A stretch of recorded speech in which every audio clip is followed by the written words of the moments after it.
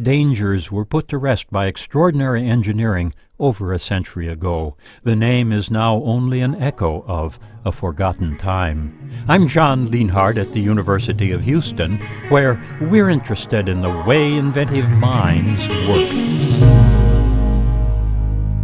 A transcript of this Engines of Our Ingenuity episode, number 2366, is online at uh.edu/engines.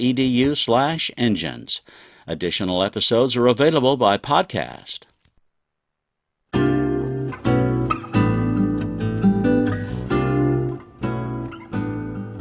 8:51 Monday morning here on KSJE. It is time for our Monday Reboot segment, and that is when I get to speak with Lewis Campbell, who is joining us this morning. He is with Cintigy Computer Systems here in Farmington, and there he is. Lewis, good morning. Hey, good morning. We can see you, we can hear you, so good to have you with us. And gosh, let's talk about what's been going on. I know just breaking news today is that Kanye West, who seems to be in the media a lot these days, wants to buy the social media site Parler.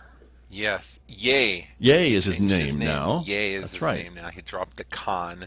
Yes. I guess he got tired of people calling him Kane. I don't know. I don't know. Kanye, whatever. Anyway, yeah. He's buying Parler. So for those of you who don't know, Kanye West, besides being like a famous, personality, rapper, singer, entertainer, sure, person with Kim Kardashian or whoever, he also is like a pretty high, well-known conservative, right? And so he was banned from a number of social media platforms for making, allegedly anti-Semitic remarks.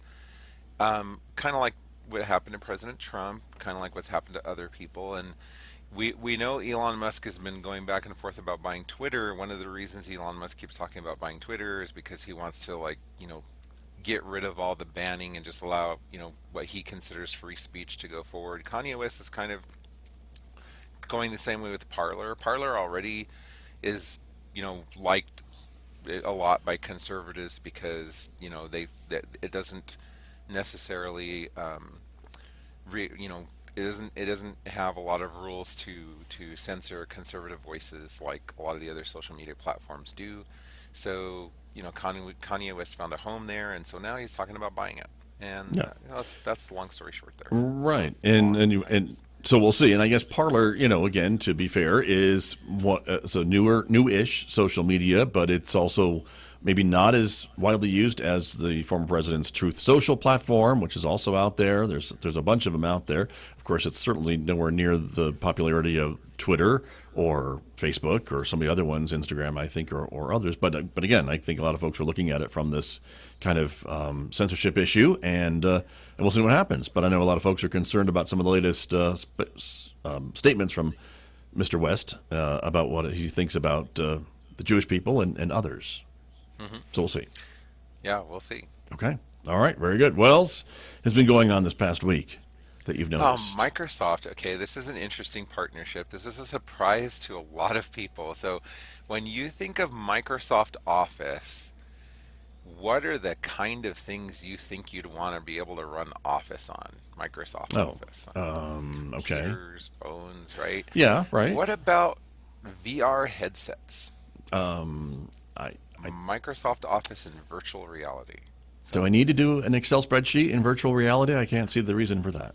I don't know, but Microsoft and Meta have announced that Microsoft's going to bring Microsoft Office to Meta's VR experience. Now, when you kind of go through what they said, one of the things they're talking about is using Meta as a platform for Microsoft Teams, which would make kind of sense. I get that. Able to collaborate in with VR. Right. But like you said, they're also talking about putting all the Office apps in VR. So that would be interesting. I mean, I guess if you think of remember the movie Minority Report, where Tom Cruise, that was the first time you saw people in a movie throw something up, 3D in the middle of the air and start moving things around with their hands. So maybe that's kind of what Microsoft's thinking. You'll have the Microsoft Excel spreadsheet, Microsoft Word, in the middle of the air in your VR headset, and you can just use your hands to go and manipulate. I don't know. Okay, now that I could see. That helps though. Me understand maybe their idea a bit more, to make it a little bit more interactive and get it off of a monitor and put it into the virtual space. So okay, that might work. Now, and what they're talking about now is just doing it 2D in the VR space, but I'm just speculating on what they might do in the future. It was interesting. A lot of people are kind of like, oh, okay, we didn't see this coming. Anyway, right. So we'll see. Okay. Anything else caught your attention this week? Yeah. Okay. So a voice synthesis company based out of Dubai, they published a podcast interview between Joe Rogan and Steve Jobs. Now, you might say, oh, that's really interesting. And then the next thing you might say is, wait a sec, how could they do that? Because Steve Jobs passed away. Well, they're not real. It's completely AI generated. Wow. And it's really realistic, right? So it's going to be a podcast series, right? So they've done the first episode. Well, it's part of a podcast. Uh-huh.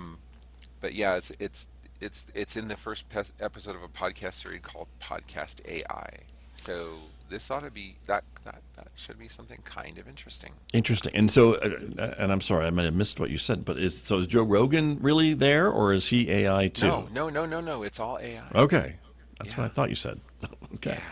So Funky, huh? Yeah. Interesting. But you and I are both here, right? You're not an AI at the moment, right? I'm really talking to the one and only Lewis Campbell, aren't I? I hope so. Me too. Okay. Well, I showed up for work today. I'm Lewis Campbell, Max Hedgerow. No, never mind. That's really bad. Sorry. Right. There you go. All right. Well, Lewis, I appreciate your time this week. Always appreciate it. Thank you so much. Goodbye. Have a nice week, everyone. Bye.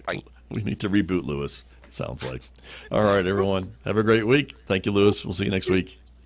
That's Lewis Campbell from Cintigy Computer Systems, my guest this morning right here on KSJE. Have a great Monday, everyone. See you back on the air tomorrow.